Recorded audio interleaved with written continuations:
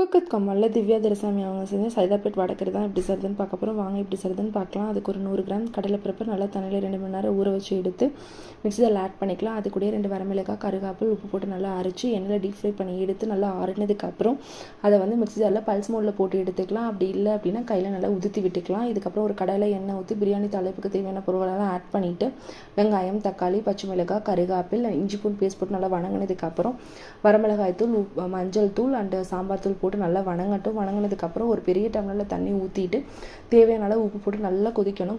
கொதி வந்ததுக்கப்புறம் நம்ம ரெடி பண்ணி வச்சுருக்க பவுடர் அண்டு தேங்காய் பால் ஆட் பண்ணிவிட்டு தேங்காய் பாலும் இதுவும் நல்லா மிக்ஸ் ஆகி நல்லா கொதிக்கிறப்ப இது வந்து உங்களுக்கு கெட்டியாகும். வேணும்னா நம்ம தண்ணி ஆட் பண்ணிக்கலாம். தண்ணி ஆட் பண்ணிவிட்டு கருகாப்பில், கொத்தமல்லி போட்டு எடுத்தோம் அப்படின்னா நம்மளுக்கு தேவையான வடக்கறி ரெடி.